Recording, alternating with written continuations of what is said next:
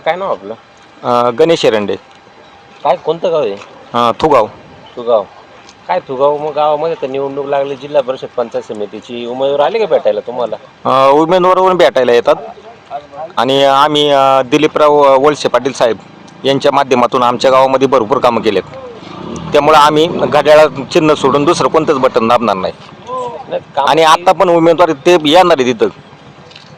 कामं भरपूर केलेत त्यांनी. काय कामं सांगता येईल एक दोन? कामं म्हणजे पाणी, रस्ते, पाणी कोणतं?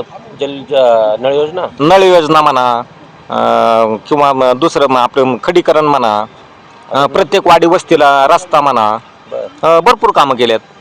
आता नळ योजनेचा उल्लेख केला, तर ते नळ योजनेचा उल्लेख तर माझे जिल्हा परिषद सदस्य आहेत, तेव्हा त्याचं श्रेय घेतात की मी केली ती नळ पाणी. सर ऐका ना, असं असतंय, प्रत्येक जण श्रेय घेतो.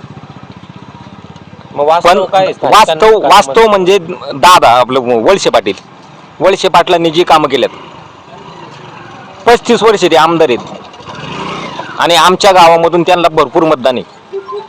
आम्ही घड्याळाच्याच पाठीमागे.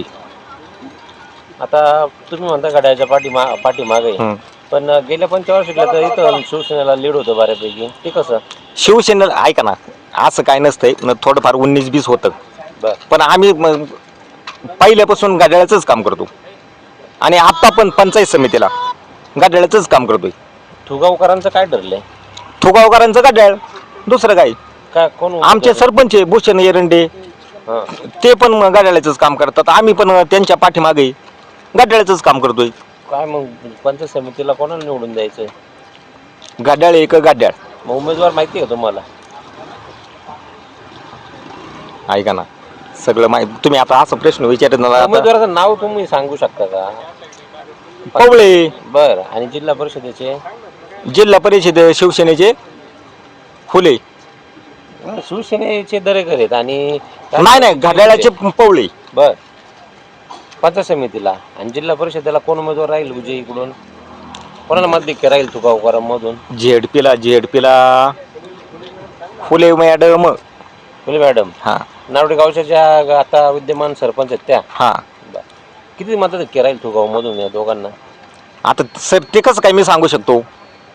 तुमच्या गावचा काय अंदाजे ऐका ना, मी म्हणतो 60-40. बर. हा, तेच अंदाज काय राहील? 60% पकडा. बर, चालेल. दादा काय नाव तुमचं? विनोद दांडे. मी ह्याच गावचा रहिवासी. अच्छा. आता हे साधारणतः हापसातगाव पाटणामध्ये मोडलं तुमचं गाव. हो. गावाच्या खूप काही समस्या असतील, त्या प्रामुख्याने काय समस्या आहेत? समस्या तर गावाच्या खूप समस्या आहेत. रस्ते किंवा मेन म्हणजे पिण्याच्या पाण्याची समस्या आहे. ओके. आता गावामध्ये म्हणजे पिण्यासाठी 8-8 दिवस पाणी येत नाही. त्यामुळे धुणं धुण्यासाठी बायका आज पण 1 किलोमीटर लांबीला हापसा आहे, तिकडे माळ वस्तीवरती जातात हापसाला धुणं धुवायला. आणि पिण्याच्या पाण्याचा इकडं खूप समस्या आहे बेकार. साधारण किती वर्षापासून ही समस्या आहे? साहेब खूप दिवस झाले त्या गोष्टीला, म्हणजे पण ह्या वर्षी खूप अडचणी आल्या.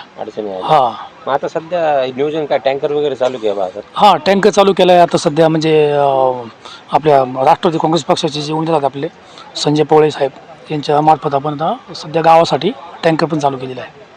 आता हे झालं सामाजिक प्रश्न. यात राजकीय प्रश्न कडूया आपण. निवडणूक लागली जिल्हा परिषदेच्या, स्थानिक स्वराज्य संस्थेच्या. उमेदवार घरोघरी जातात, ते तुमच्यापर्यंत आले उमेदवार? हो, आलेत ना साहेब. कोण कोण आले तुमच्यापर्यंत? सगळ्या पक्षाचे येतात. धनुष्यबाणे ते सगळे, म्हणजे BJPचे पण आलेत आणि सगळेच म्हणजे घड्याळाचे, म्हणजे सगळ्या पक्षांचे.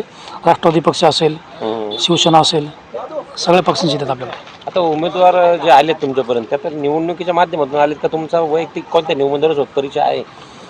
नाही, तसं परिचय सगळ्यांशीच आहे, पण सध्या निवडणुकीच्या माध्यमातून आलेले आहेत. काय वाटतं, कोणता उमेदवार चांगला आहे तुला, की बाबा तो भविष्यात आपल्या अडचणीला उभं राहील, आपली समस्या सोडवेल?